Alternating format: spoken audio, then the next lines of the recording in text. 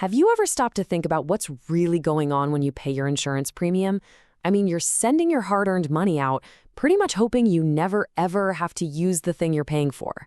It feels weird, right? A little abstract? Well, today we are pulling back the curtain on that entire system. We're going to break down exactly how insurance actually works from the big idea all the way down to the fine print. And let's be clear about why this matters. The stakes here are incredibly high. Think about it. A hurricane, a sudden illness, a major car crash. The financial hit from something like that can be absolutely devastating. So insurance exists to be a buffer, a wall against that kind of chaos. A system that's literally designed to make recovery possible when things go wrong. You know, for most of us, insurance is just this thing we know we need. We see that bill, we pay it, but we're not totally sure how it all works. Is it just a safety net? Is it a gamble? A lot of people call it a necessary evil. But the truth is, it's a system built on a few really powerful and honestly kind of brilliant ideas. And that is exactly what we are going to do. We're going to explain those big ideas. And by the end of this, you'll get the logic behind this entire system that you pay into every month or every year. Okay, first things first. Section 1. Before we dive into all the details, what, at its most basic level, is insurance? At its absolute core, it's just this. A transfer of risk. You've got this potentially huge, scary, unpredictable risk hanging over your head, like your house burning down. So instead of worrying about that giant risk, you pay an insurance company a small, predictable fee. That's your premium. In exchange, they agree to take on that big, scary risk for you. That's it. It's that simple. A transfer. But here's the thing. Insurers are picky. They'll only cover what's called pure risk. These are situations where there's only a downside, a possibility of loss, but no chance for gain. Think about a car accident. Now, on the other hand, they will not touch speculative risk. That's any situation where you could lose, but you could also win, like gambling or playing the stock market. That's why your car is insurable, but your poker hand isn't. Okay, so if insurers are in the business of taking on risk, what they're really doing is hunting down hazards. A hazard is anything, any condition that makes a loss more likely to happen. And they've broken them down into 3 main types. First up is the one we can all see, a physical hazard. It's something you can literally see and touch. It's the wet floor in the grocery aisle. It's that dead tree branch hanging right over your roof. It's a tangible, physical thing that just ups the odds of a claim. The second type is called a moral hazard. Now, this one isn't about physical things. It's about a person's character. We're talking about intentional dishonesty, somebody who would fake an injury or burn their own building down for the insurance money. It's a hazard because their bad character makes a loss almost a certainty. And the third one is maybe the most subtle and definitely the most human, a moral hazard. This isn't about being a criminal. It's just carelessness. It's that state of mind you get into when you know you're protected. It's that little voice in your head that says, who cares if I leave the car unlocked? It's insured. That attitude, that carelessness born from having a safety net, that's a moral hazard. So if insurance companies are up against all these hazards, physical, moral, and moral, how in the world can they promise to pay out potentially millions of dollars in claims and still stay afloat? It feels like magic, but it's actually just math. And that really is the million-dollar question, isn't it? It seems impossible. How could they possibly know which specific person, which house, is going to have a claim next year? Well, here's the secret. They don't have to. Instead of trying to predict the individual, they rely on something else. They rely on scale.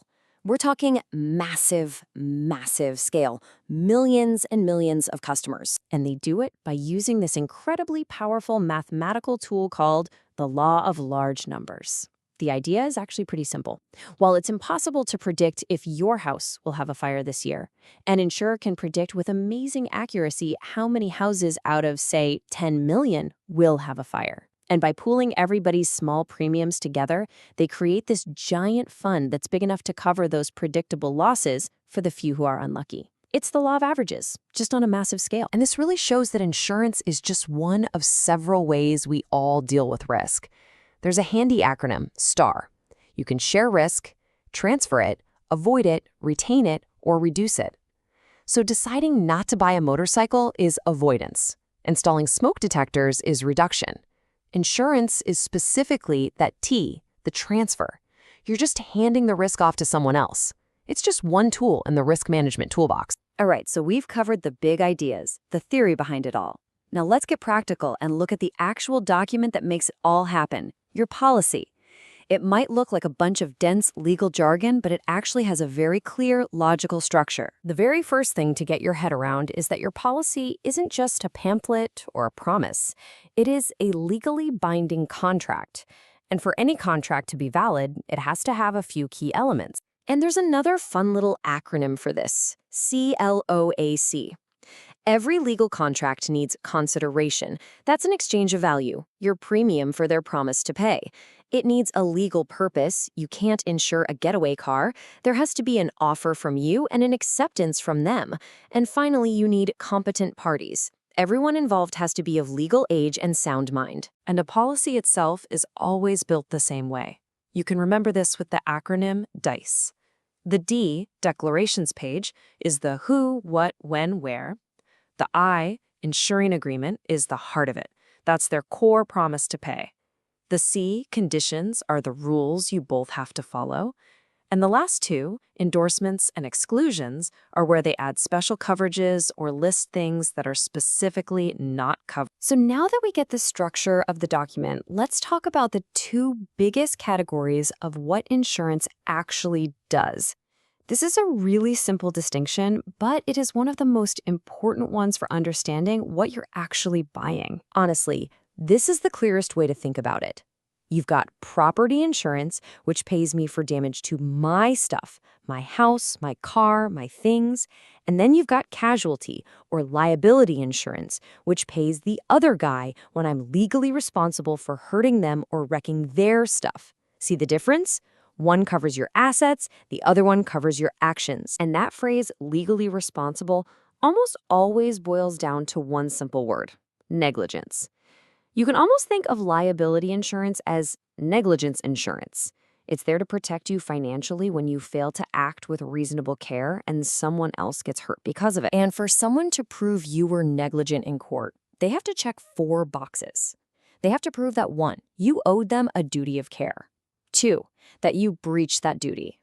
3, that your failure was the direct cause of the harm. And 4, that they suffered actual damages, like medical bills or property damage. If they can prove all 4 of those, that's when your liability insurance kicks in to pay the other guy. You know, what's really amazing is that this whole system, the risk transfer, the law of large numbers, these complex contracts, it is all built on one single, really old-fashioned principle: utmost good faith.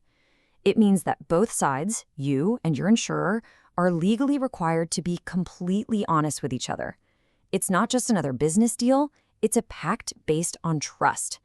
Which kind of leaves us with a final question to chew on. In a system that is built on total honesty, what does that really demand from each of us? Something to think about.